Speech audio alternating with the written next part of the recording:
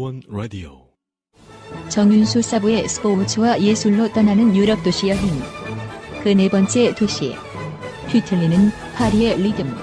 일부. 네, 반갑습니다. 정윤수입니다.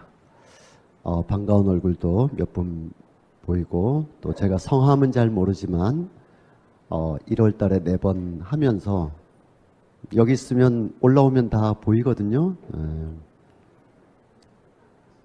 아직도 카톡 하시는 분도 계시고 이렇게 다 보이는데 설 연휴가 있었고 또 이래저래 해서 2주를 건너뛰게 되는 바람에 약간 흐름이 조금 끊어졌습니다. 저도 준비하면서 좀 더 핵심적인 내용들을 조금 뒤로 배치하기 위해서 많이 이제 신경을 썼는데, 오늘 이제 프랑스 파리라는 예술의 수도, 예술의 도시, 그렇게 우리가 이미지를 많이 갖고 있죠. 아마 벙커원까지 찾아오시고 모여주신 분들이라면 예술의 수도인 면도 있지만 프랑스가 제국이었지, 이 정도 상식과 생각은 또 다 갖고 계시라고 봅니다.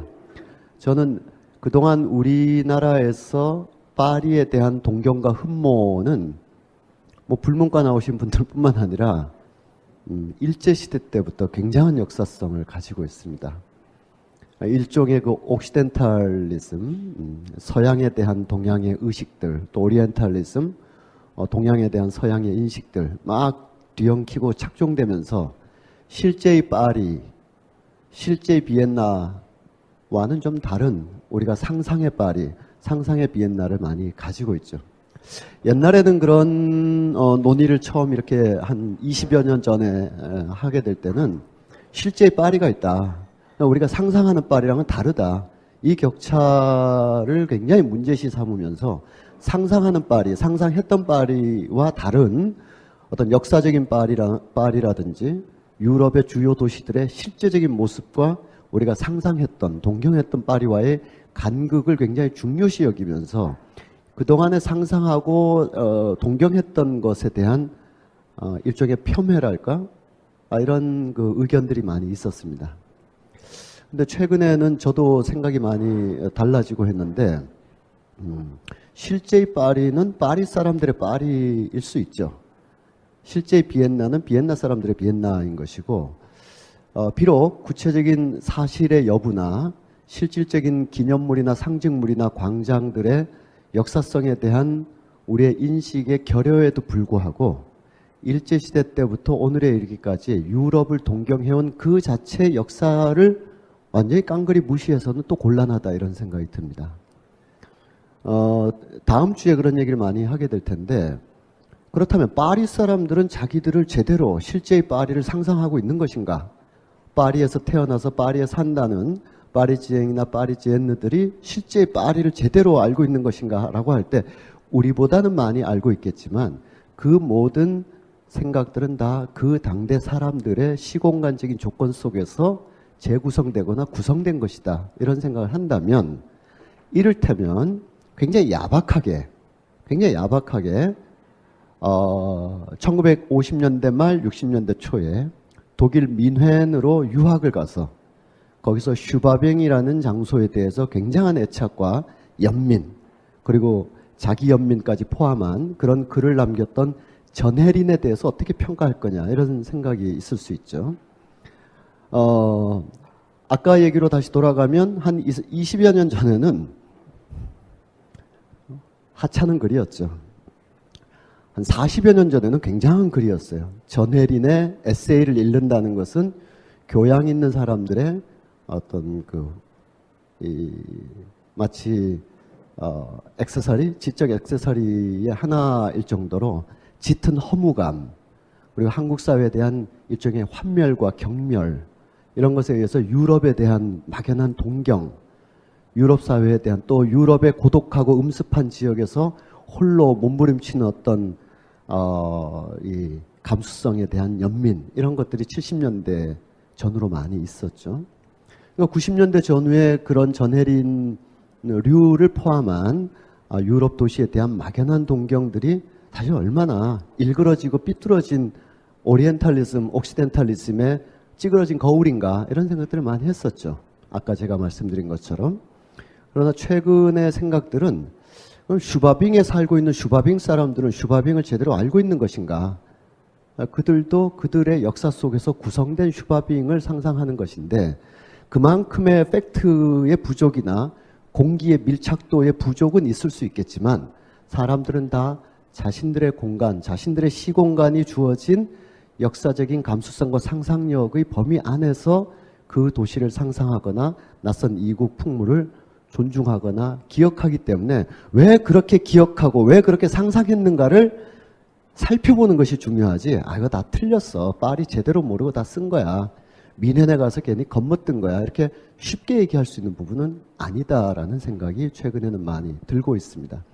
왜 그런가 하면 이제 오늘 파리를 쭉 살펴보면서 여행자의 관점에서 어디를 가봐라 하는 이야기는 저도 뭐 파리 뭐 이렇게 스쳐 지나가는 여행자였지 파리에서 유학을 했다거나 이런 건 아니니까요. 제가 직간접적으로 경험한 실제 경험했거나 또 책으로 여러 가지 문헌으로 경험한 여러 가지 관점을 가지고 파리에 대해서 한번 접근해 보도록 하겠습니다. 우리 이야기했던 시간의 흐름을 좀 연결해서 살핀다면 우리가 지난번에 베를린을 중심으로 라이프치히나 바이마르 같은 주요 독일 도시들을 좀 살펴봤는데 그때 받았던 인상 또는 기억 중에 중요한 것 중에 하나는 유럽의 주요 도시들이 대체로 17, 18세기경에 오늘날의 기본적인 어떤 도시 하드웨어, 도시 공간 구조를 갖게 되었다. 궁정이 있고 광장이 있고 맞은편에 시청이나 성당이 있는 그리고 분수대가 조성되어 있고 원형의 분수대, 트라팔카 광장처럼 원형의 분수대가 있고 거기에 그 국가의 상징 인물이 서 있고 삥 둘러서 사람들이 막 사람들과 또 비둘기 이렇게 다들 모여서 있는 풍경은 다 한 300~400년 정도의 이렇게 역사성을 가지고 있는 것이다. 거기서부터 이제 출발해 보도록 하겠습니다. 바로크 시대 때, 절대 군주 시대 때, 저 땅끝까지 권력의 위용과 상징들이 펼쳐져야만 했던 그 시대 때, 완권 광화의 시대 때, 주로 16, 17세기 앱셜로트 모나키라고 하는 이 절대주의 시대 때 유럽의 여러 도시들은 완벽한 인공도시를 상상하고 실제로 만들어냈습니다. 이와 같은 지금 이 도시는 실제로 존재하는 도시입니다. 이탈리아 북부에 있는 도시로서 정말 자연 속에 인간이 깃들어 산다라고 한다면 이런 자연은 존재하지 않을 거예요. 연못이 이렇게 있는 것도 없을 테고 어느 연못이 뭐 몇각형으로 존재하겠어요? 다 인공적으로 물의 바탕을 두고 그 위에 땅을 조성하고 거기서 대단히 정교한 그런 도시를 축조해낸 것. 이게 근세기 초기의 유럽 도시들의 특징이라고 하겠습니다. 실제 도시 풍경입니다. 이와 같은 것이 지금까지도 이런 형태로 아마 바로크 시대 때의 중요한 관점은 성체 도시, 외적의 침입으로부터 스스로를 방어해내야 하는 자연적인 요소를 통해서 왜냐하면 공성전이라는 것을 펼치던 시대였고 아주 초보적이나마 이제 포탄을 쏘고 그것을 막아내는 그런 시대였었기 때문에 왕을 중심으로 한 그것이 제후든 왕이든 황제든 어쨌든 특정한 공간에 절대적인 권력을 가지고 있는 사람이 지켜져야 그 도시 전체, 그 나라 전체가 지켜지는 것이기 때문에 그것을 수비하는 목적의 성체형 도시, 그 안에서 자족적으로 모든 것이 이루어져야만 했던 도시들의 아주 강한 특징을 지금 보여주고 있는 거죠. 이 정도까지 아니다 하더라도 이와 같은 이거는 약간 내려가서 이제 본 것이고 이런 도시를 여행자로서 또는 뭐 단체 관광 한 15인승 마이크로버스 타고 이 안으로 쓱 들어가면 잘 못 느끼게 되죠. 그러니까 이런 곳이나 또는 뭐 파리나 베를린이라 하더라도 일단 위에서 내려다보면서 어떤 공간, 어떤 강줄기나 산이나 구릉을 따라서 도시를 집어넣는가를 미리 보고 그리고 실제로 거기 갔을 때 막 상상을 하면서 이 안으로 스며들어가면 가령 여기에 이제 중요한 그 기능들을 하는 곳이 있는데 여기 있거나 여기 있는 모든 사람들이 일상적으로 자기의 중심은 바로 여기에 있다. 여기로부터 비롯되는 삶이다. 특정한 지점을 향해서 기하학적으로 펼쳐져 있는 어떤 면에서 여기서 보면 원 포인트 퍼스펙티브로 하고는 원근법의 도시라고도 할 수가 있죠. 모든 것이 하나의 점으로부터 다 출발하고 각자의 지점에서 어떤 중요한 일건 일상적인 일이든 하러 가게 되면 바로 여기로 모일 수밖에 없는, 그래서 서양의 근대 그림의 양식의 가장 큰 특징이 원근법이라고 한다면 그것이 다시 미술사의 시선에서 그치는 것이 아니라 실제 물리적인 공간에서의 원근법적인 실천과 정치적인 행위로서의 중앙 집권적 왕권 강화, 이 세 가지가 서로 다 맞물리면서 근대 사회를 형성했다라고 볼 수가 있습니다. 여기도 우리가 봤던 어떤 분이 여기 뭐 가보고 싶다. 가보세요. 가보시는데 칼스루에라는 곳이에요. 칼스루에. 공대로 유명하고 우리 공대 그러면 건축과 뭐 토목과 이렇게 좁은 의미의 공대뿐만 아니라 이 세상의 물리적인 모든 것을 상상하고 만들어내는 것이기 때문에 디자인, 공예, 뭐 여러 가지 것들이 다 굉장히 유명한 대학 도시라고 할 수 있죠. 칼스루에. 예, 칼스루에라는 도시. 이제 지난 시간에도 그와 같이 축조된 많은 도시들을 봤는데 환기하기 위해서 잠깐 살펴봤고요.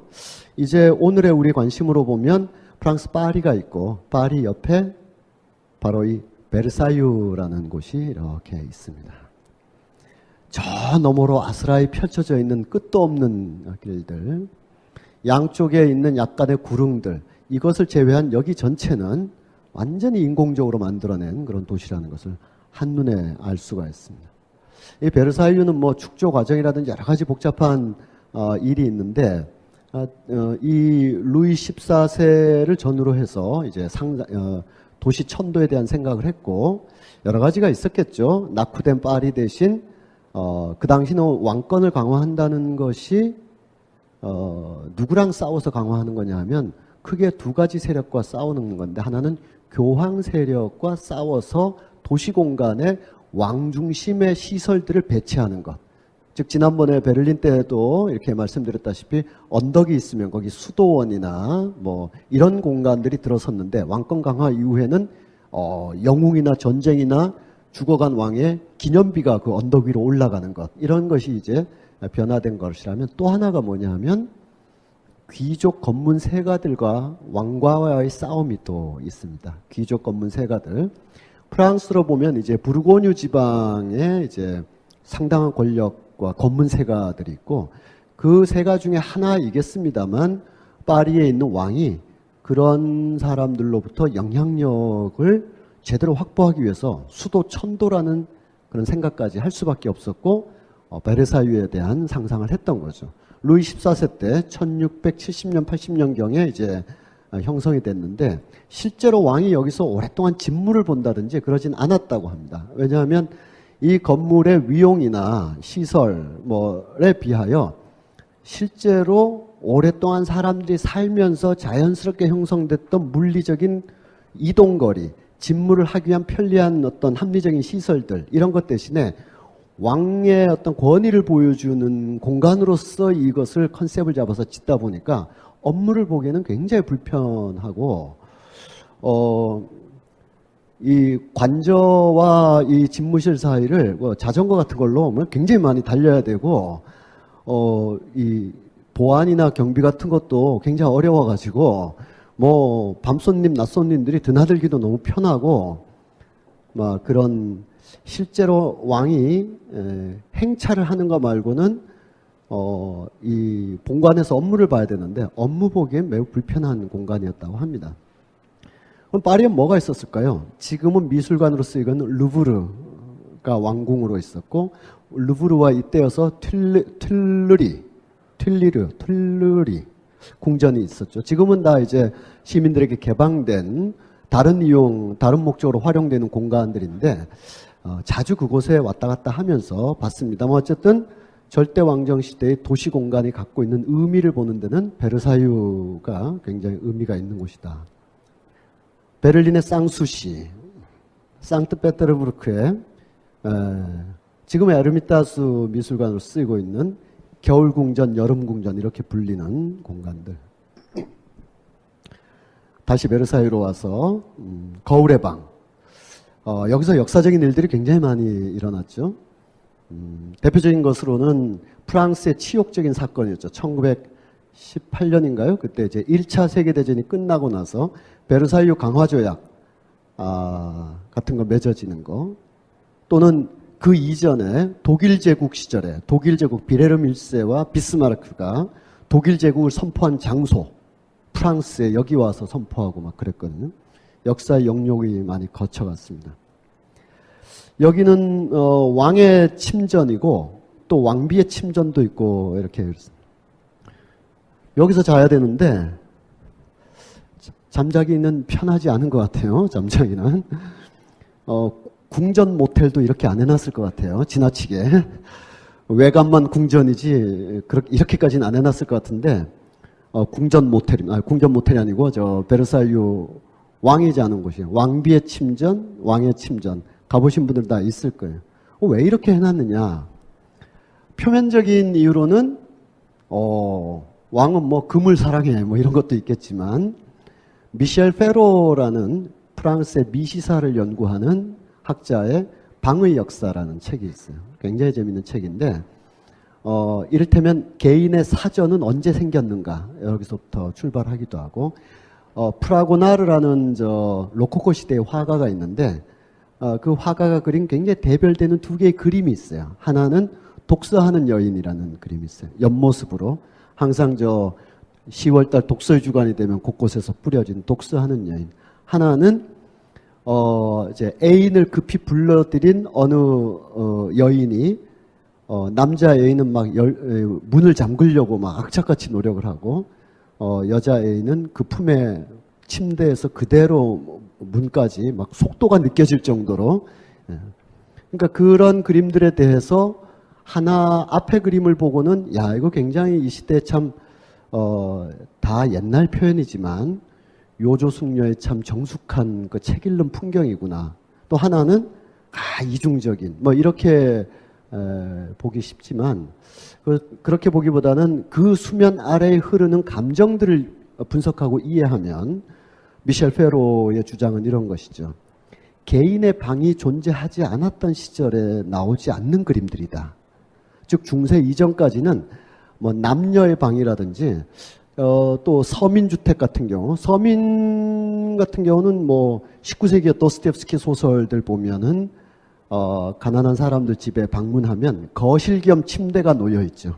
거기서 남자 사람들이 살고 저 안에 방이 하나 있는데 거기에 엄마와 여자 사람들이 사는 정도죠. 그리고 방이 두어 개 다 있으면 거기가 모스크바든 페테르부르크든 간에 시골에서 올라온 대학생들을 위한 하숙으로 다 제공하는 그런 풍경들이 많이 있잖아요.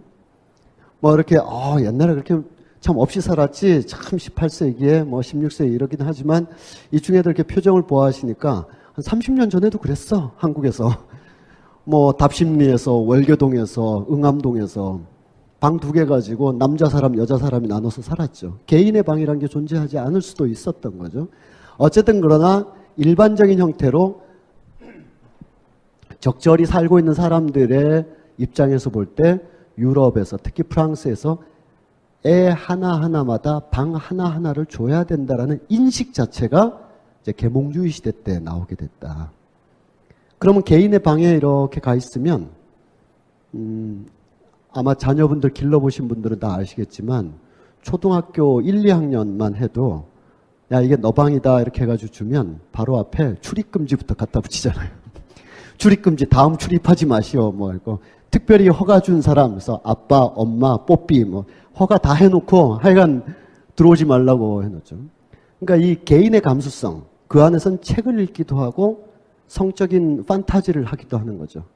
그래서 프라고나르의 그 두 개의 그림은 서로 이주적이고 다른 그림이 아니라 18세기 프랑스 시민들의 삶을 그대로 보여주는 드디어 개인의 방을 가지고 그 안에서는 어떤 상상도 정치적 상상, 음모, 모의, 나의 미래 막 이런 것을 꿈꾸고 공부하고 몰래 숨겨놓고 혹은 그 밖의 상상들 까지도 가능한. 그래서 개인이 어떤 감수성을 갖게 되었느냐가 개인의 방이 제공되는 때부터 가능해졌다. 이런 것이 미셸 페로의 방해 역사에 보면 부엌이나 뭐 여한 얘기. 거기서 이 왕의 침전 또 왕비의 침전이 나오는데 왜 이렇게까지 해놨느냐?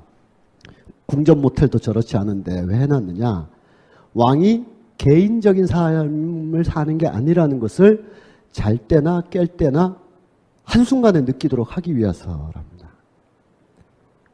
그러니까 아까 봤던 그런 으리으리한 궁전인데 어마어마한 궁전 정도가 아니죠. 베르사유는 흔히 베르사유 궁전 그러지만 사실은 베르사유 도시라고 할 수 있죠. 도시. 엄청난 규모의 도시인데 그 정도를 했는데 왕의 침실이나 왕비의 침실을 적당히 하지 않았겠죠. 기본적으로 이 정도로 해놨을 텐데 그보다 더 의도적이고 정치적인 의미는 뭐냐면 자고 일어났을 때 한순간에 자기가 왕이라는 걸 빨리 깨닫고 몸을 어떤 왕은 안 그럴 수도 있고 특정한 날은 또 못 그럴 수도 있지만 기본적인 의도는 깨자마자 내가 왕이구나. 그래서 몸가짐을 하고 세수를 하고 의관을 하고 야 오늘 할 일 뭐냐. 이렇게 왕으로서 바로 깨달을 수 있도록 잠을 잘 때도 개인의 어떤 공간이 아니다. 당신은 개인이 아니다. 이런 의도를 훨씬 더 강하게 부여했다는 겁니다. 뭐 그런 베르사유 나중에 맨날 하는 얘기인데 아마 끊임없이 목에 가고 있어요. 아무도 지금 언제 가요라고 안 물어봐 주셔서 한 명 나올 때까지 계속 얘기할 건데 올가을에 프랑스는 안 갈 예정입니다. 혹시라도 가시면 베르사유에 가실 때 우리 감각적으로 바로 나오는 표현 있죠. 야, 백성은 못 사는데 왕이 이렇게 의리하게 해놨으니 프랑스 혁명이 일어났지 라고 하는 것은 지나치게 감각적인 얘기입니다. 왜 이렇게까지 했을까? 한 번 더 들어가서 이런 이유로 이렇게까지 했겠구나. 그것이 우리가 긍정하든 또는 이념적으로 동의하든 말든 간에 사실은 그러한 의도로 했다는 것까지 알고 가시면 좋겠죠. 네, 계속 베르사유를 쭉 보셨고요. 그러던 것이 이제 19세기 전후로 이제 현대도시라는 것이 이제 탄생을 하게 됩니다. 19세기의 현대도시가 탄생하는 여러 요건들은 나라마다 상황마다 다 다른데 미국의 경우는 완전히 독특하죠. 그래서 제가 우리 강의의 마지막 시간을 허구날 유럽만 하지 말고 시카고와 뉴욕을 중심으로 해서 미국이라는 대도시의 시공간적인 흥망성쇠를 볼까 그런 생각을 하고 있는데 미국은 좀 별개로 하더라도 이를테면 우연적인 계기들이 있어요. 그거는 비극인데 이를테면 1870년대에 시카고의 대화재 또 1750년대 말에 포르투갈 리스본의 대화재 또는 더 소급하면 17세기 말 런던에서 벌어졌던 런던 대화재 등등 그 당시의 소방이나 안전이나 아니면 도시 행정으로는 도저히 긴급하게 대응도 못하고 리커버리도 할 수 없었던 엄청난 재난이 도시에 떨어졌을 때 그래서 그 후유증으로 거의 한 세대가 이 재난이나 창궐한 전염병에서 고통을 다 겪은 후에 딴 데 가서 살 수 없잖아요. 그래도 그 도시에서 다시 살고자 할 때 이왕 이렇게 된 거 근대적인 도시로 탈바꿈하자. 이런 어떤 외적인 우연적인 조건들이 있을 수 있습니다. 그러나 더 핵심적인 것은 기존의 성체 중심형 도시로는 산업사회, 산업자본주의 사회가 요구하는 다양한 공간적 요구를 수용할 수 없기 때문에 그것을 받아들이고 수용하기 위해서 여러 가지 조치를 취하는 거예요. 그 중에 하나가 언뜻 듣기에도 우리가 만약에 거기에 성주나 영주라고 하더라도 야 이제는 공성전 같은 거 없고 전쟁했다 그러면 뭐 과거와 같은 전쟁을 하는 것도 아니고 또 일상적으로는 수많은 물류가 왔다 갔다 해야 되고 하니까 성곽부터 다 허물자 이런 제안들을 하게 되죠. 성곽이 있으면 도심지를 들어오는 문이 4개밖에 없는 건데 이래가지고는 현대 도시가 요구하는 다양한 공간적 필요를 수용할 수 없기 때문에 하게 됩니다. 그게 파리가 시범적이랄까요? 처음 케이스라고 할 수 있죠. 파리의 옛날의 모습, 낙후되고 오래되고 지저분하고 이런 모습들이 있습니다. 빅토르 위에고의 소설에도 많이 쓰여졌던 1850년대에 나폴레옹 3세라는 사람이 권력을 잡았어요. 권력을 잡고 오스망 남작 그 파리에 가면 오스망 대로라고 이렇게 있는데 바로 그것을 진행했던 오스망 남작의 이 두 사람에 의해서 파리가 직선의 도시, 중앙 집중형 기하학의 도시로 이제 탈바꿈하게 되죠. 십몇 년에 걸쳐서 하게 됩니다. 여기에 대한 여러 가지 해석 중에 하나는 뭐 이와 같은 낙후된 지역으로 시위대들이 숨어서 도망가면 잡기가 어렵다. 그러니까 널찍널찍해가지고 바리케이트도 잘 치지 못하고 진압하면 손쉽게 할 수 있는 그런 대로 중심형 이런 걸 만들자.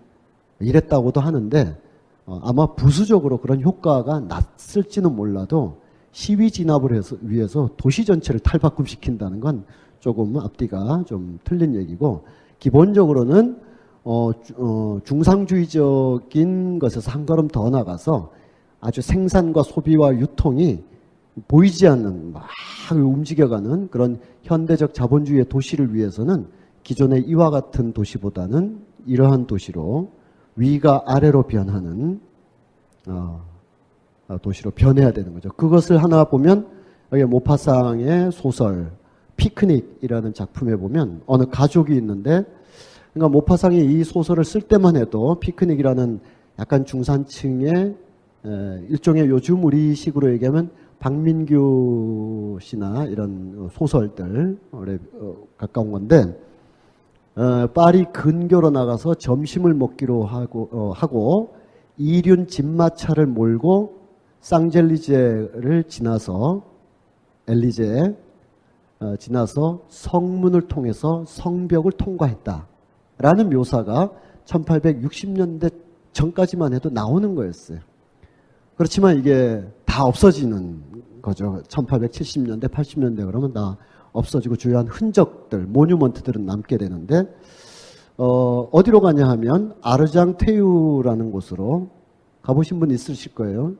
아마 합승 버스 타고 막 돌아다니면 거기까지 못 가고 파리에서 좀 오래 있다 보면 아르장테유는 한번 가봐야 되겠다 하고 가게 되는 장소가 있습니다. 바로 여기입니다.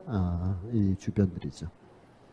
집값이 쌌다. 또 인상파 화가들이 한 군데 모여서 살았다. 거기에는 여러 자연 풍광들이 좋았다. 등등 있는데 한 가지가 더 중요한 게 있습니다. 거기에 철도가 있었습니다. 철도. 기차 구경하기에 너무 좋은 곳이었다라는 겁니다. 요즘 말로 해서 한적한 야외의 전원주택까지는 아니고요. 그냥 파리에서 바깥으로 좀 나가서 그 시끄럽고 비위생적이고 1848년에 뭐가 있었나요?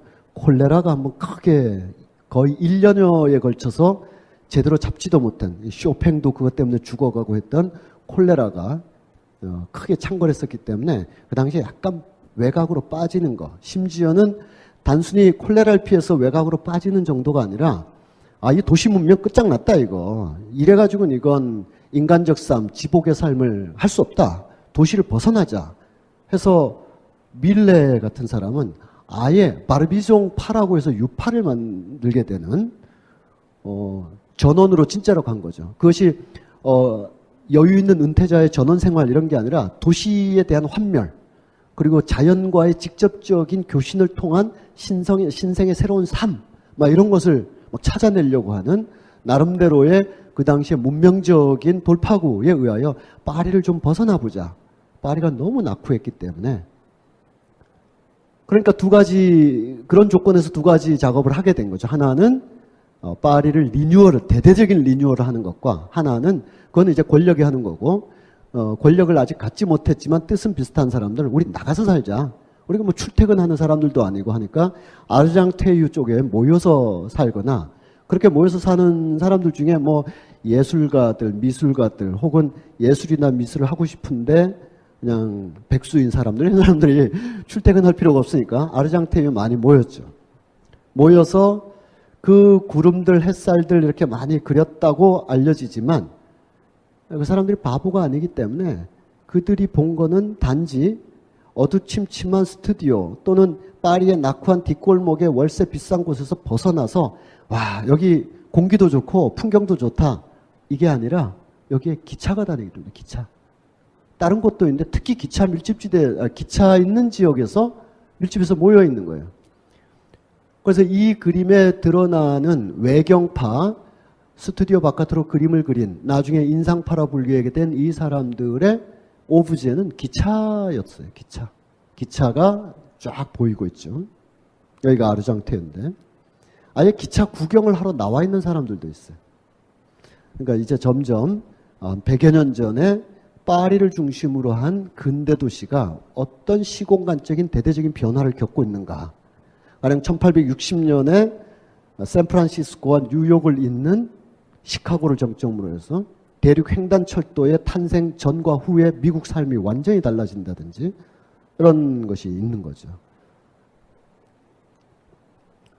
훨씬 더 직접적으로 기차에 대해서 욕망했던 화가도 있습니다. 모네라는, 클로드 모네라는 사람. 얼마나 자주 나갔는지 또 나왔냐고 굉장히 싫어하는.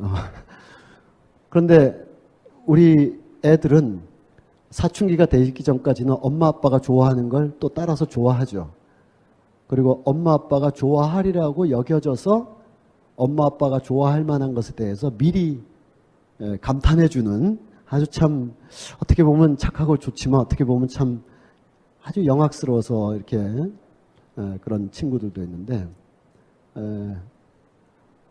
또 나왔어요. 여기에 이런 표정이지만 딸내미는 아빠 기차와 그러고 이제 함께 보고 있는 거예요. 이 사람은 이 기차역에 가서 한참 그랬어요. 우리가 만약 같이 간다면 이 역에 꼭 가려고 하는데 파리의 가장 중요한 역이고 유럽에서도 가장 중요한 역, 파리 북역 생라자르역이라는 기차역이 되겠습니다. 모네 혹은 그 밖에 인상파들이 여기에 자주 간 거는 두 가지입니다. 하나는 이들은 순간적으로 일렁거리는 세상의 흔들림에 대해서 포착하고 싶어 했어요. 사진기만큼은 아니지만 사진기가 찍어낸, 이때 다 사진기 나왔거든요. 카메라가 찍어낼 수 있는 직물성과 달리 인간의 시선으로 느끼는 어떤 일렁거리는 시간의 순환과 흐름을 보고 싶어 했어요. 그래서 그들에게 특정한 순간에 인상을 포착했다 해서 인상파라는 표현이 이렇게 쓰여졌는데 그걸 하려고 매일 아침 나간다 쳐봐요. 세느강이나 어디에. 안개가 자욱해가지고 아무것도 안 보인다든지 비가 와서 뭐 꿉꿉하다든지 맨날 그 해돋이 일출이 맨날 뜨는 거 아닐 거란 말이죠. 그런데 어디에 가면 한순간에 주변의 사물을 가득 채웠다가 한순간에 사라지면서 원래 있던 사물을 쫙 드러내는 그런 공간이 생긴 거예요. 그러니까 시각적으로 굉장히 예민하게 발달해 있는 화가들, 특히 모네 같은 사람은 기차에 가서 하루 종일 앉아 있는 거죠. 앉아 있으면 기차가 도착하거나 출발할 때마다 증기가 확 뿜어내면 순간적으로 이 공간들이 다 사라졌다가 또 이게 천천히 사라지면서 원래 있던 고형물들이 몸을 드러내잖아요. 그러니까 굳이 아침 일찍 일출 보러 안 나가도 이런 기법을 연마하고 그것을 표현하는데 다양한 어떤 기법이나 이런 물질에 대한 인식, 시선의 폭을 넓힐 수가 있었던 거예요. 그런 기술적인, 단순히 기술적이라고 할 수는 없지만 어쨌든 기능적인 이유로 갔지만 동시에 이 강철과 시간의 힘을 느끼려고 가기도 했습니다. 여러분들도 아마 그런 것이 있으실 거예요. 가령 별일 없는데 인천공항에 가서 공항을 구경하는 사람도 있어요. 이거 어마어마하다라는 거예요. 그러니까 이런 인간이 빚어낸 지나친 개발, 너무 지나친 마천루, 너무 지나친 압도적인 물리적 힘에 대해서 충분히 논리적으로 우리가 경계하고 이렇게 하지만 어떤 지점에서 예컨대 뭐 어마어마한 다리가 놓였다든지 인천공항이 처음 들어섰을 때 그 조민석이라는 건축가가 있는데 해일에 가면 딸기가 좋아 뭐 이런 거 또 큼직큼직한 작품으로 베니스 비엔날레까지 가지기도 한 그런 건축가가 있는데 그분이 아니고 그분 형인가 하시는 분도 건축가예요. 조원석이라는 분인데 옛날에 이제 그 세 사람 혹은 두 사람의 인생 행로도 한 비슷한 연배, 50대 전후로 계신 연배들의 다양한 행로를 간접적으로 느껴볼 수가 있는데 황신의 밴드의 한 분이셨죠. 조원석이라는 분. 이분도 이제 건축을 전공하셨는데 이분 심심하면 인천공항에 가는 거예요. 이 물리적인 트러스의 힘들을 막 느껴보고 싶은 거예요. 그걸 느끼는 거죠. 그걸. 이것이 강철과 속도. 제가 강철과 속도라고 했지만 이것은 어디서 가져온 제목입니다. 여러분들 혹시 영국에 제가 런던 얘기할 때 런던의 내셔널 갤러리에 가면 이 영국의 공화주의 사상과 새로운 신문명에 대한 아주 이질적이고 비극적인 면모를 날카롭게 포착한 윌리엄 터너라는 화가가 있다고. 윌리엄 터너의 그림은 내셔널 갤러리에 가면 잔뜩 볼 수 있다고 그랬는데 바로 그 윌리엄 터너의 그림 중에 Steam and Speed라는 그림이 있어요. 아주 강렬한 강어기에 널찍한 거기에 저 그림 구석에 보면 낚시를 하고 있는 어떤 사람이 깜짝 놀라서 배에서 뒤집어질 정도이고 오른쪽으로 그대로 수직선을 그으면서 기차가 쫙 밀고 나오는 아주 괴기스러운 그림이 있어요. 그 그림의 제목이 Steam and Speed. 제가 약간 어휘는 좀 바꿨습니다만 19세기 말 강철과 속도에 대한 신화가 대도시들을 지배하게 된다. 그리고 그런 도시가 이제 탄생을 하게 됩니다. 여기에 가장 기본적인 모뉴먼트가 있죠. 개선문 있고 에펠탑. 그 밖에도 뭐 하도 많은 얘기들이 많은 데다가 뭐 툴루리 궁전부터 해서 할 얘기들이 굉장히 많습니다만 일일이 다 하긴 그렇고 에펠탑을 이따가 좀 더 살펴보도록 하겠습니다. 철도. 기차 타보셨죠? 네, 기차의 프레임이라는 것이 얼마나 지금은 우리가 뭐 너무 익숙해서 이것까지도 뭐 막 문제시하거나 이러진 않겠지만 기차가 1830년대 내외에 여객 업무를 시작하고 한번 우리 전화기의 발달 변천사를 우리가 다 느껴봤잖아요. 이러면 나이가 나오는 건데 옛날에는 종로나 대학로에 서서 오가는 사람한테 저기요 혹시 시간 되시면 그러면 걸어드릴게요. 이거 기억하시는지 모르겠는데 어떤 여자분이 자기 남친에게 전화를 하면 그 집에서 어른이 받을까봐 지나가는 남자애한테 부탁을 하는 거죠. 그래서 이름이 뭔데요? 그러면 뭐 어준이라고 치면 어준이네 집에 아버님이세요? 저 윤수인데요. 어준이 있어요? 막 굉장히 자연스럽게 한 다음에 어준 씨세요? 네.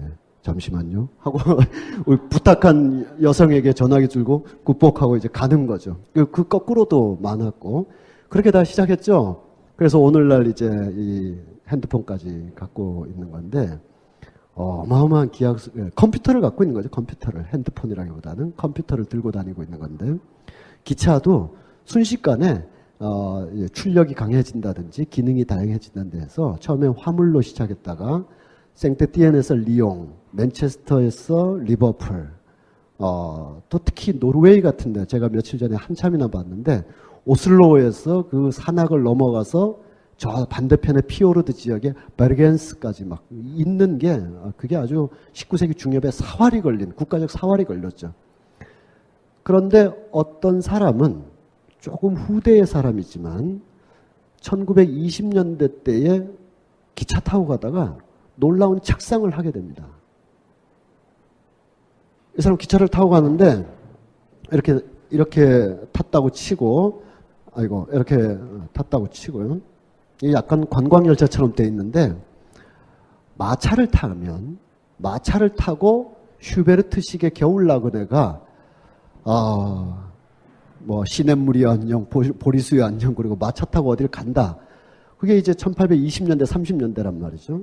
마차의 속도는 오솔길이나 이런 데서는 걷는 속도 비슷한 겁니다. 막 영화에서 나오듯이 막 이랴 막 달려가는 거는 아주 특별한 일이고 더더더 가는 거죠. 자전거 속도 바깥으로 창이 크지가 않습니다. 그리고 창은 대개 내리다지의 직사각형 정도이죠. 이렇게 내다보면 풍경이 천천히 다가와서 천천히, 그래서 저기에 만약에 교회가 있으면 교회가 이렇게 지나가는데 1분 정도는 걸립니다.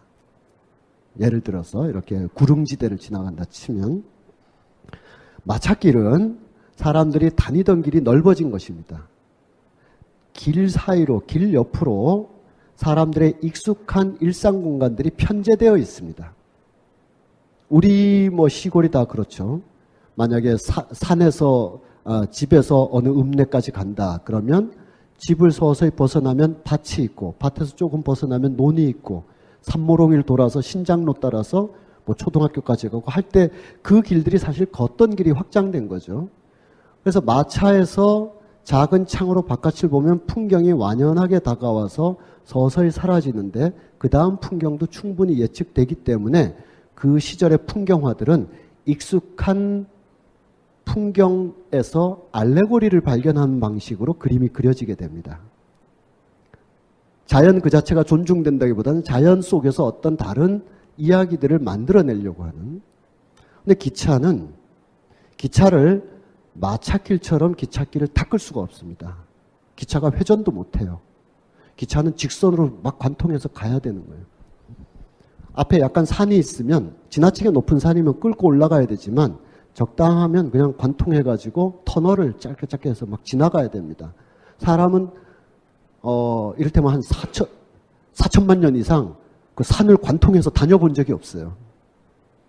처음으로 그렇게 관통해서 다녀보는 거죠. 그러면 어떻게 되냐면, 바깥으로 나타나는 풍경들이 기존의 사람들이 익숙하게 체험했던 순서적인 풍경들이 나타나는 게 아니라 불규칙하게 편집된 풍경들이 확 나타나는 겁니다. 확 나타나요.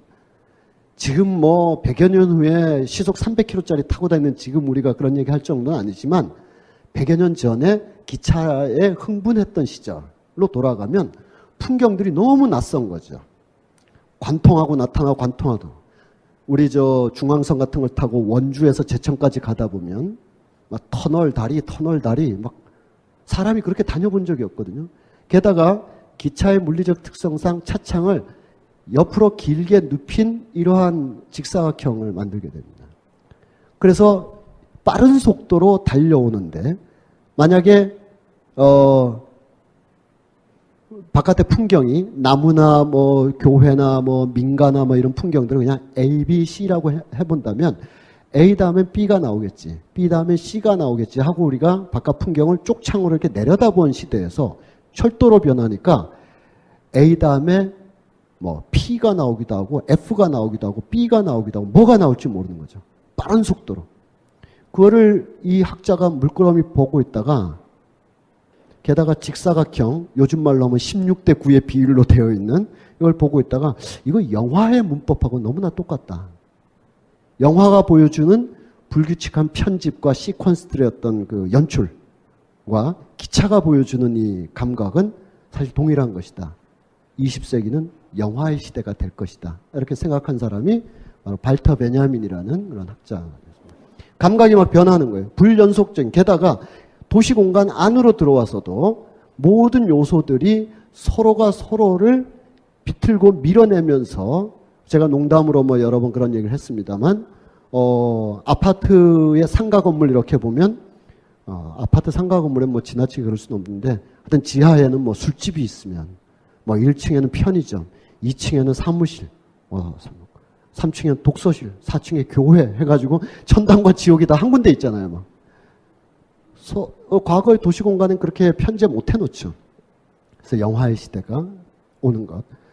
그래서 영화관에 가서 새로운 감각을 보는 게 또 있겠지만, 이미 파리라는 대도시에서 감각이 달라지고, 파리라는 대도시에서 보여주는 파사주, 그 아케이드들이 나한테 불러일으키는 욕망의 감각이 변해져서 이 감각과 영화적 감각이 서로 충돌하고 또 화합하면서 다른 어떤 감각들, 다른 세상을 보는 다른 불연속적인 어떤 충격적인 콜라주가 일상적으로 이루어지는데, 이 시공간이 해체되고, 예를 들면 1991년에 제가 그 당시 처음 썼던 칼럼이 뭐냐면 24시간 편의점은 무엇인가 이런 칼럼이었었어요. 그러니까 11시가 넘으면 뭐 사와라 그러면 문 닫았을 거예요 이렇게 됐는데 이제 그런 얘기를 안 하는 거죠. 편의점에 가면 돼. 24시간 움직이는 도시가 된단 말이죠. 그러니까 그때도 이때도 그런 거죠. 시간이 해체되고 재구성되고 손목시계와 광장의 시계가 막 드러나고 기차의 타임테이블이 일상적으로 누구나 집에 놓여있는 시대. 시간을 현대가 재구성하는 것, 공간을 현대가 재배치하는 것, 이런 감각들이 다 변했기 때문에 이 기반 위에서, 그러니까 예술이라는 건 놀라운 천재가 갑자기 우리한테 뭘 보여줘서 와 그렇구나 따라가야지가 아니라 이렇게 시공간의 물리적인 변화, 그 시공간의 물리적인 변화에 의하여 한 세대 정도 살아낸 사람들의 변화된 시공간적인 감각 위에서 아방가르드가 출현하는 거죠. 뭐 우리가 잘 아시는 뭐 피카소를 비롯해서 수많은 아방가르드들이 전형적인 시공간의 감각 속에서 나올 수 없는 추상적인 세계들을 해체하고 일그러뜨리면서 나와도 그것을 받아들이는 시대가 된 거죠. 그것이 1910년대 내외의 풍경. 뭐 이렇게 파리가 그 핵심이었죠. 1차 대전 전까지는 데이비드 하비라는 사람의 책 제목처럼 모더니티의 수도는 파리였기 때문에 19세기 중후반에 그런 많은 일들이 파리에서 이루어진 것입니다. 그것을 보여주는 상징물이 바로 에펠탑. 파리 박람회, 이 에펠탑을 왜 지었는가부터가 이제 에펠탑 다들 가보셨죠? 그래서 가서 에펠탑 발로 차기, 뭐 들기, 뭐 그 사진을 이렇게 재미있게 활용해서 다 했지 않습니까? 이제 뭐 상식적인 얘기지만 이 정도 상식적인 얘기도 우리가 조금 공감하는 게 좋을 것 같아요. 에펠탑은 뭐하러 지었나? 파리 박람회를 기념하는 것이다. 파리 박람회는 뭔가? 자본주의의 총화의 시장이 열리는 것이고 자본주의 총화의 시장은 현대 도시라는 거대한 소비 공간을 표상하는 것이기 때문에 그 현대 공간의 거대한 소비 공간의 상징물로서의 에펠탑. 단순히 뭐 예술의 도시 파리의 랜드마크. 이것은 이제 하나 투어에서 이제 그 여행 안내문에 쓰는 얘기고 한 걸음 더 들어가서 봐야 되는 거예요. 하나 투어랑 갈 수도 있는데 모두 투어라고. 만국 박람회. 이건 다 발터 베냐민이 파리에 대해서 쓴 글들의 부분적인 인용들입니다. 여러분들께서는 이걸 지금 막 일일이 읽거나 이렇게 하기는 좀 벅차죠. 그래서 몇 개의 키워드, 베냐민, 파리, 모더니티를 막 치면 뭐 구글이 폭포수처럼 막 쏟아주기 때문에 검색을 잘 하시면 될 것 같습니다.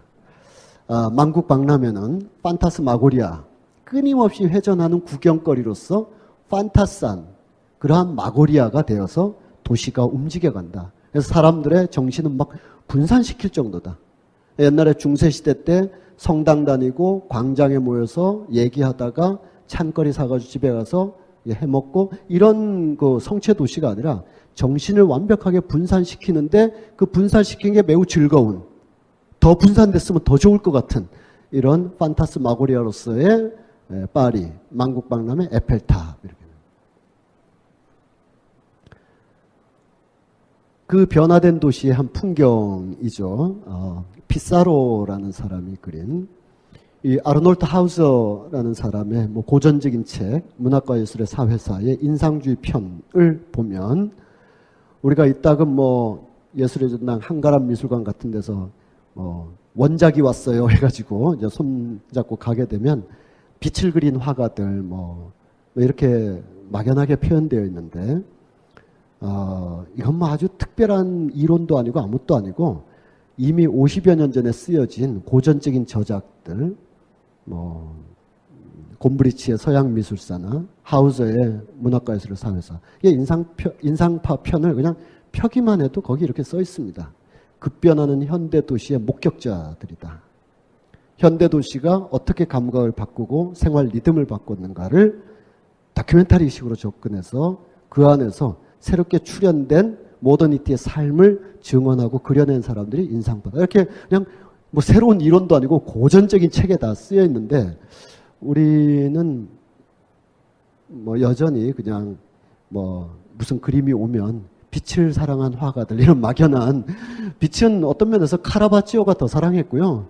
뭐 렘브란트도 빛을 안 씀으로써 빛이 존재한다는 걸 너무나 잘 보여주고 그랬는데, 어쨌든 변화된 도시에 쭉 뻗어 있는, 그리고 여기에 1층에 쫙 찬란하게 들어서게 되는 새로운 아케이드의 삶. 그래서 많은 사람들이 두리번거리면서 구경하고 할 일 없이 나와서 구경하는 것이 즐거운 삶, 그런 시대가 되는 그것의 원초적인 장소, 파리.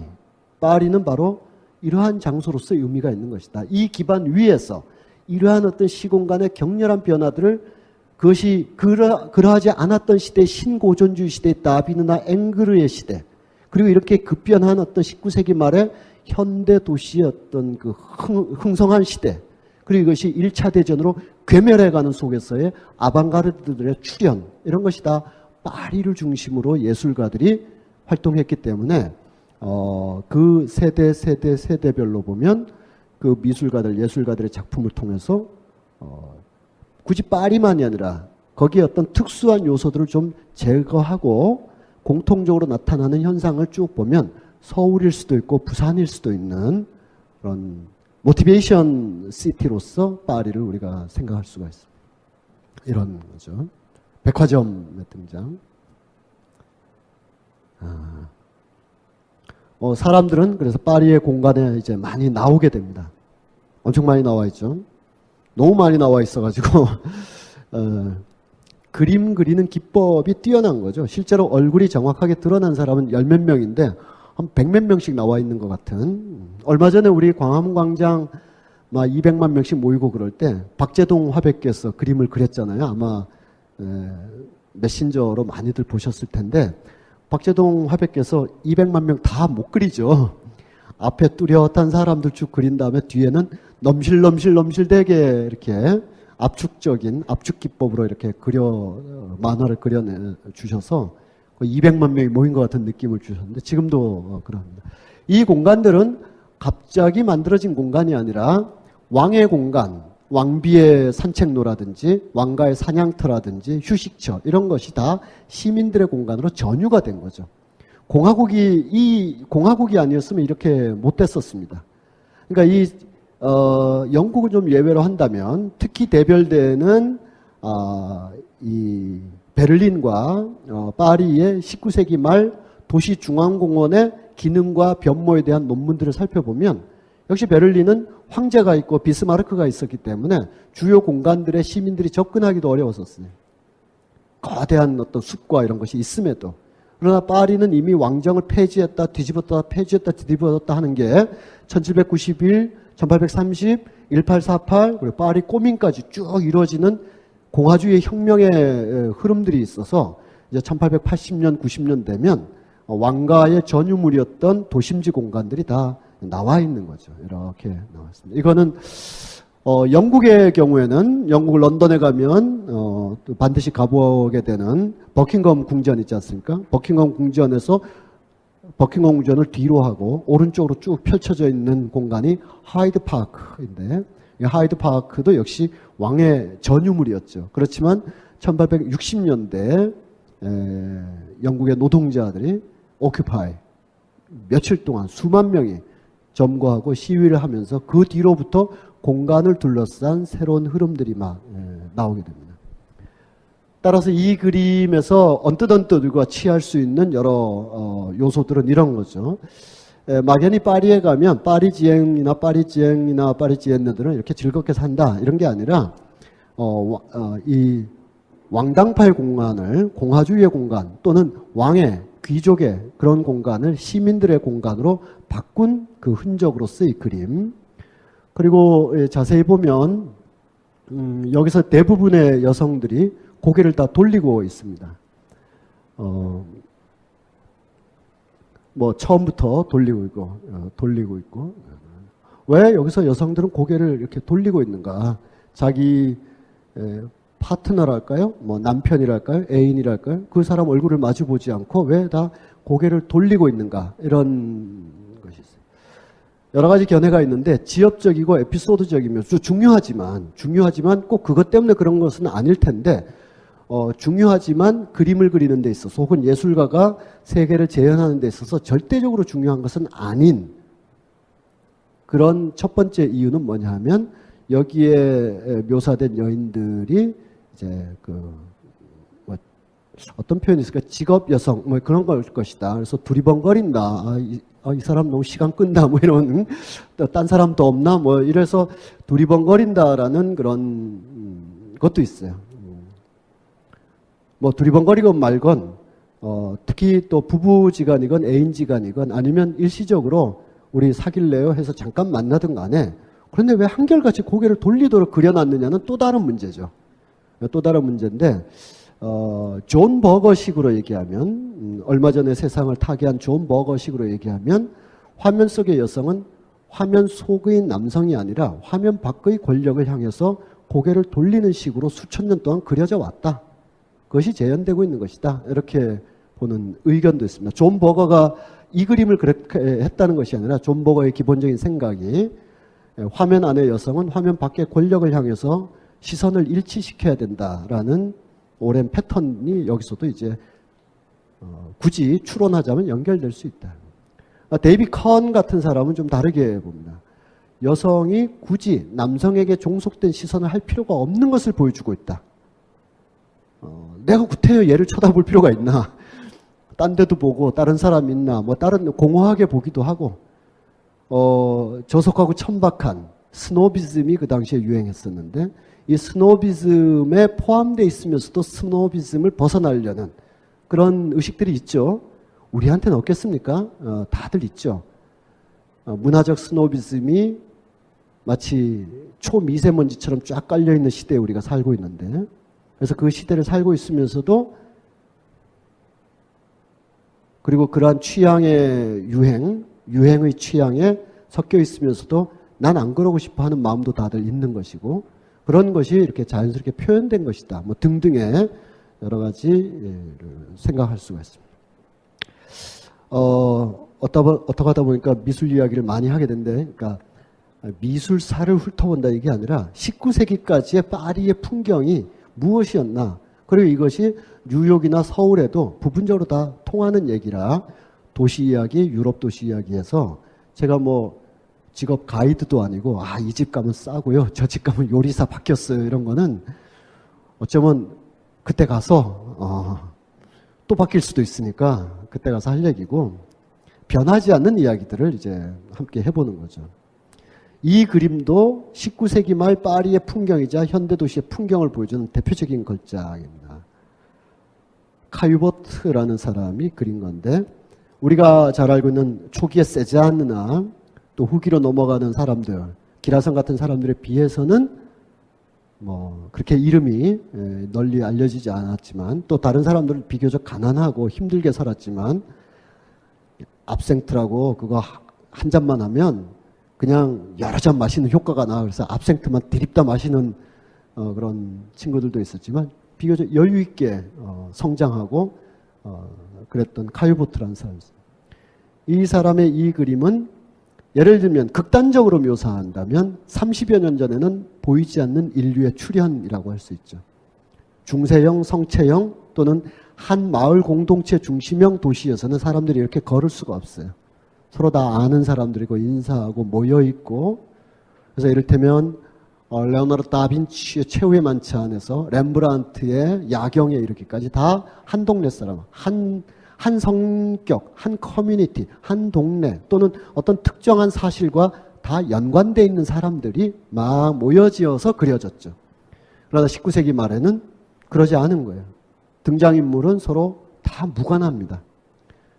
전경에 그려져 있는 커플 외에는 다들 홀로 걷고 있거나 우연히 걷다 보니까 나란히 걷게 되는 정도지, 특정한 사건이나 특정한 시족 집단이나 특정한 어떤 종교적 신화적 열망 때문에 모여져 있는 그런 풍경, 그림이 전혀 아니죠. 이게 어쩌면 이를 시점으로 단순히 화가나 화풍의 문제가 아니라 현대 도시가 이와 같은 시대를 살게 되는 거죠. 우리도 벌써 5회째나 보는데 뭐 서로 인사하거나 그러지 않잖아요. 지난주엔 저기 앉으셨는데 왜 이번 주는 여기 앉으셨어요? 그러면 안 오고 싶죠. 왜 그런 걸 물어봐? 왜 갑자기? 익명이 보장되지 않으면 도시가 운영되지가 않아요. 익명성은, 인터넷의 익명성은 여러 가지로 뭐 검토하고 논쟁도 할 수 있지만 도시는 익명이기 때문에 스며들 수가 있고 익명이기 때문에 살아남을 수도 있고 지탱할 수도 있는 거죠. 과거에는 그것을 정신질환으로 갖고 병으로 봤는데 한 반 큰술 정도의 우울감, 그것이 그 사람을 평정하게 유지시켜준다라고 이 무렵에 비슷한 도시 개혁을 통해서 새로운 현대 도시로 나타난 도시가 유럽에 얼마 멀지 않은 곳에 있어요. 비엔나라고. 비엔나도 지금 1860년에 다 성곽 치우고 하면서 저 링슈트라세를 만들고 막 그랬거든요. 그리고 사람들이 막 모여들고, 이 사람들이 이거 병 아닐까? 그리고 너도 나도 가본 데는데 우리 강원 선생님 명리 보러 다들 오시는 것처럼 그 비엔나의 많은 사람들도 거기 지그문트 프로이트라는 사람한테 자주 찾아갔죠. 난 이래서 이랬다 저래서 졌다. 안락의자 카우치에 앉아서 병 아닐까요? 프로이트도 병인가? 하고 한두 사람이 아니라 수십 명 수백 명의 대화적 임상을 쭉 해보니까 과거에는 이런 일종의 멜랑콜리아, 우울감, 이 우울감이 고대 시대 때는 이 질병의 원인이다. 중세 시대 때는 악마의 담즙이다. 그리고 신교도와 종교개혁과 구교가 막 치열하게 싸울 때는 리포메이션, 종교개혁의 시대에는 이 우울감이야말로 회개해야 될 원천이다. 막 이렇게 봤는데 현대 도시의 이 사람은 만약에 사람이 반큰술 정도 되는 우울감이 없이 늘 하이하다면 그 사람은 정말 문제가 있는 것이다. 왜 적당히 우울하게 앉아 계시잖아요, 다들? 버스나 지하철 타면 적당히 우울하게 앉아 있죠. 오늘 하루도 이렇게 가버렸네 하고. 근데 지하철이나 버스에서 하이한 상태로 누가 있으면 겁나지 않나요? 저 옆엔 안 가야 되겠다. 또 지나치게 찌푸리고 있으면 또 물론 우리가 안 가지만, 그래서 정상적인 것이다. 약간의 반큰술의 우울감은 침묵의 시간이기도 하고 스스로의 내면의 풍경을 돌아보는 시간이기도 하고 아무 문제도 아니다. 라고 이제 지금 우리가 우울감, 멜랑콜리아가 하나의 상품이 될 정도의 시대지만 100년 전쯤에는 정말 유행병처럼 나도 병자 아닌가요? 나도 병자 아닌가요? 했거든요. 지금 화면 속에 있는 사람들의 풍경이 바로 그런 거죠. 도시의 익명성과 반큰술의 멜랑콜리아가 안개처럼 차분하게 이렇게 깔려 있습니다.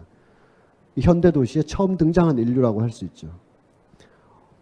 여기서 이제 도상적으로 보면 갑자기 나타난 이 사람의 우산의 끝이 여기에 찔릴 정도로 가까운데도 이 사람들은 얘를 보는 게 아니라 저 건너편에 아케이드를 보고 있습니다. 신상 들어왔나 봐. 오빠 사줘. 오빠 사줘 이런 말 하면 안 되는데 여성은 맨날 늘 사줘라는 역할을 하는 거냐 이 자식아 라고 게시판에 쓰시면 안 돼요. 네가 사 뭐 여튼 그런 걸로 하죠. 안 그래도 지금 그림이 이렇게 논쟁적인 그림이 뒤에 하나 있는데 철회하겠습니다. 그러니까 매우 가까운데도 서로가 무관한 사람이라는 거죠. 그거를 더욱더 강하게 보여주려고 우산으로 찌르기 직전까지도 보여주는 거예요. 그런데도 무관한 사람들이 저렇게 걷고 있다라는 거예요. 여기서 또 시각적으로 중요한 거는 사람들이 화면으로 갑자기 들어온 듯하다라는 거예요. 사람들이 갑자기 들어온. 렘브란트보다 누가 있을까요? 루벤스?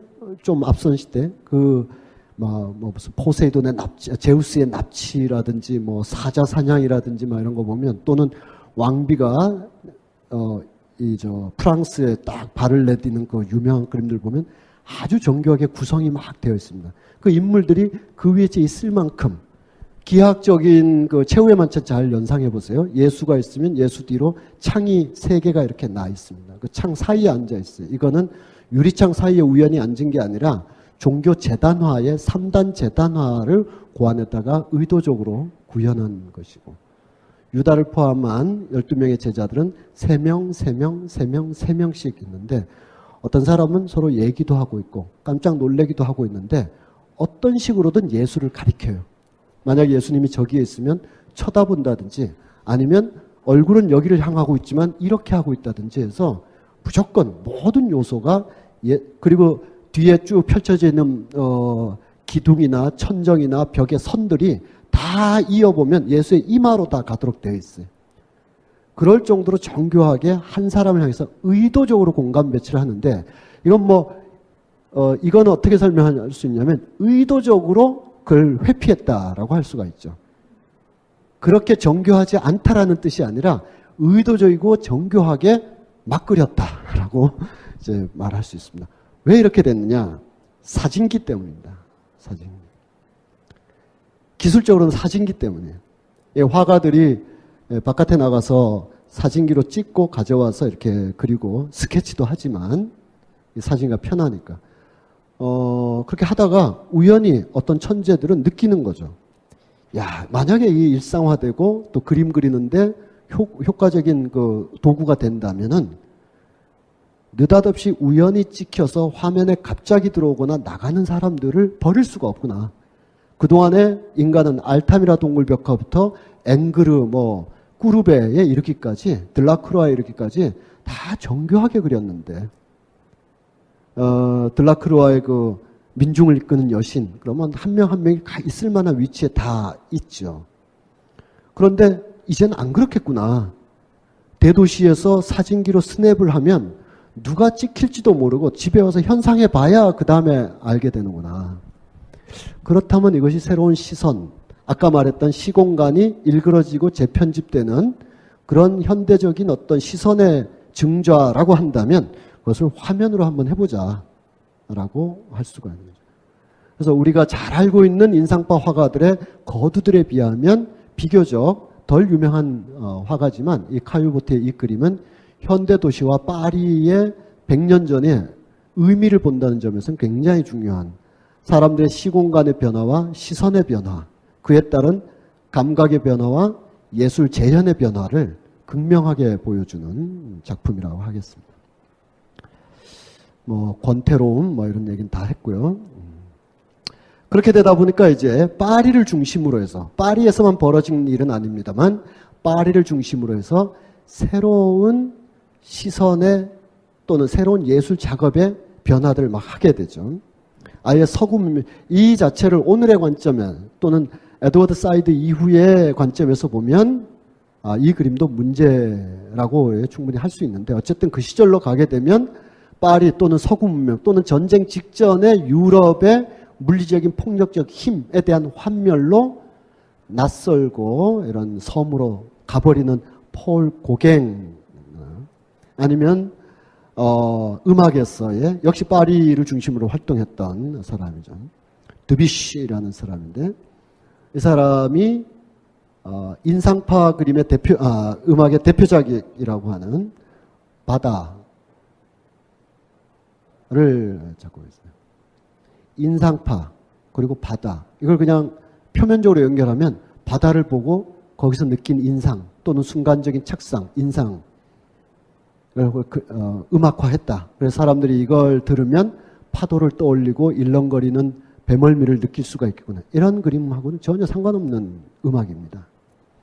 이 사람은 이 그림을 남불 프로방스에서 조금 위로 올라가면 마르세유에서 쭉 올라가면 이렇게 산악지대가 나오고 강이 있고 그런 산악지대가 나오는데 거기 포도밭도 많고 생테티엥, 리옹 막 연결되는 거기에 별장인가 그런 데서 산지에서 바다를 썼어요. 바다에 가서 바다를 쓴 게 아니고 뭘 보고 썼냐? 여러분들이 화면에서 보시다시피 일본의 부세화, 이 판화를 보고 놀랐던 거죠. 왜냐하면 그동안의 서구의 리얼리즘 혹은 리얼리즘이 어떤 의미를 지나치게 부여하지 않은 상태의 리얼리즘이라고 하면 자연주의, 즉 자연 대상을 그대로 재현하는 어떤 서구의 합리적 예술관이랄까요? 또는 합리적 이렇게 근대적 사상, 모더니티적 사상으로 봤을 때 바다든 철도든 사람이든 가급적 그 형태 그대로를 옮겨내는 것으로부터 일단 출발한다라는 사유가 200여 년 동안 지배하고 그것으로서 서구가 압도적인 힘을 지구 끝까지 하게 됐는데 이제 교란이 오게 된 거죠.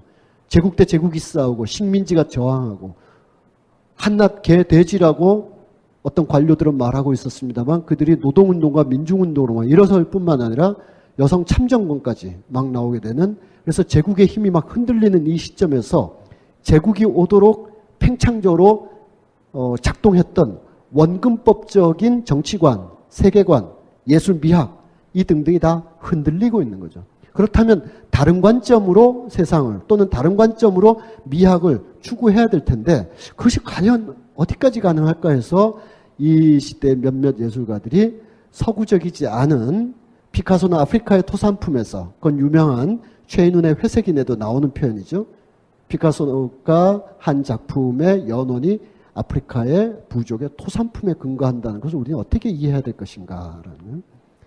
그리고 고흐의 많은 그림들, 그 카페 노란 불빛 있고 막 그렇지 않습니까? 그거 고흐가 자주 가고 이 주인이 나한테 잘해줬는데 그림 좀 남겨놔야지가 아니고 일본 판화 풍속화의 똑같은 그림이 있습니다. 그걸 자기가 살고 있는 유럽의 도시 풍경에다가 한번 대입해 보면서 이렇게도 풍경 묘사가 가능한 거구나라고 실험한 작품이죠. 마찬가지로 이 드뷔시의 이 바다라는 것도 실제 하는 바다를 보고 그것의 인상을 표현한 것이 아니라 바다를 자연의 바다, 우리가 시각적으로 볼 수 있는 자연의 바다를 이렇게 옮기면 되겠구나라는 사고방식을 버리고 바다라는 것이 가지고 있는 심층적이고 본질적인 어떤 힘, 그것을 그냥 표현해도 충분히 바다가 되는구나. 이게 무슨 바다 같습니까? 그렇지만 바다잖아요. 바다가 어떻게 이렇게 생겼고 괴물의 발톱같이 생겼겠습니까? 그리고 벌벌 떨고 있는 어부들은 역동적으로 저항한다기보다는 하나의 타이포그라피처럼 묘사되어 있어요. 이런 사람도 없고 이런 바다도 없죠. 그렇지만 섬나라인 일본 사람들이 느끼는 바다에 대한 상징적인 힘들 충분히 나타나 있잖아요. 그러니까 드뷔시는 이렇게도 묘사가 가능하구나라고 바다 근처가 아니라 산지 별장에서 바다를 작업을 한 거죠. 교향시 바다를. 그래서 한편으로는 인상주의 음악이고 한편으로는 상징주의 음악이 되는 그런 것이다. 파리라는 격렬한 시공간의 변화, 미의식의 변화, 세상을 바라보는 시선의 변화들이 만들어낸 현대 도시, 현대 예술의 풍경이라고 이제 할 수가 있겠습니다. 자, 이게 100여 년 전에 파리의 모습이고요. 한 10분 정도 휴식했다가 전쟁 전후 이후 이야기로 이제 넘어가도록 하겠습니다. 잠깐 휴식하겠습니다.